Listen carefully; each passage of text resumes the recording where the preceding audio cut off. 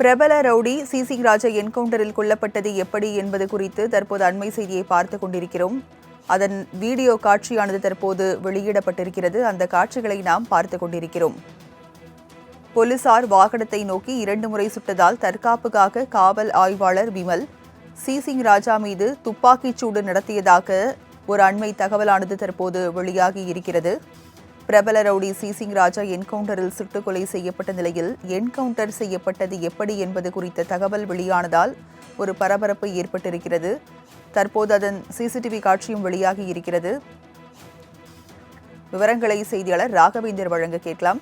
Raghavendra, rowdy சிசிங் ராஜா எப்படி என்கவுண்டரில் கொல்லப்பட்டார் என்பது குறித்த ஒரு சிசிடிவி காட்சியானது தற்போது வெளியாகி இருக்கிறது. எதன் அடிப்படையில் இந்த என்கவுண்டர் நடைபெற்றிருக்கிறது?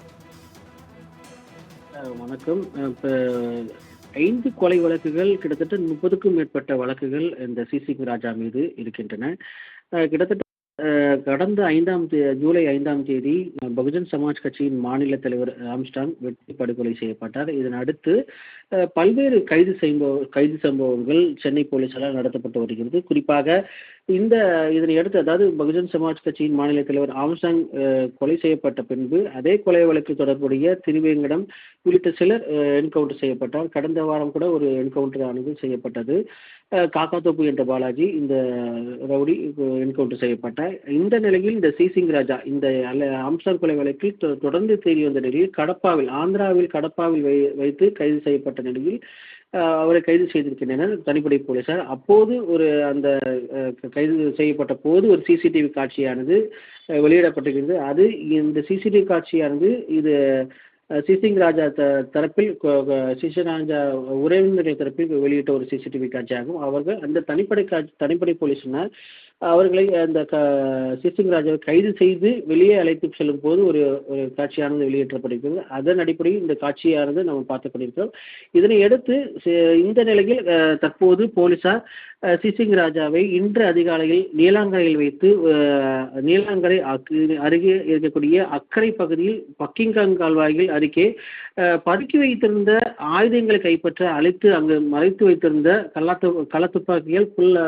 கள்ளத்துப்பாக்கியால் போலீசாரை சுட்டுள்ளதாகவும், போலீசார் வாகனத்தை நோக்கி 2 முறை சுட்டதாகவும், தற்காப்புக்காக காவல் ஆய்வாளர் விமல் 2 முறை சுட்டதில் இடதுபுற மார்பு மற்றும் மேல் வயிறு ஆகிய பகுதியில் குண்டு பாய்ந்ததாக போலீசார் தெரிவித்திருக்கின்றனர்.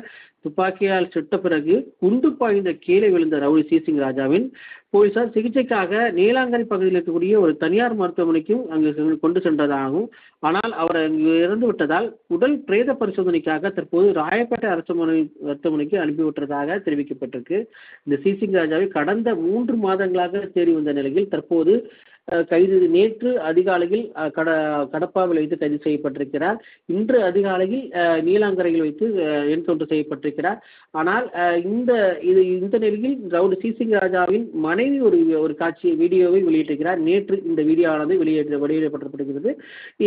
இந்த ஆம்ஸ்டாங் கொலை வழக்கில் தமக்கும் அவருக்கும் எந்த ஒரு சொந்த சம்பந்தமும் இல்லை. எனினும் தற்போது கைது செய்யப்பட்டிருக்கிறார்.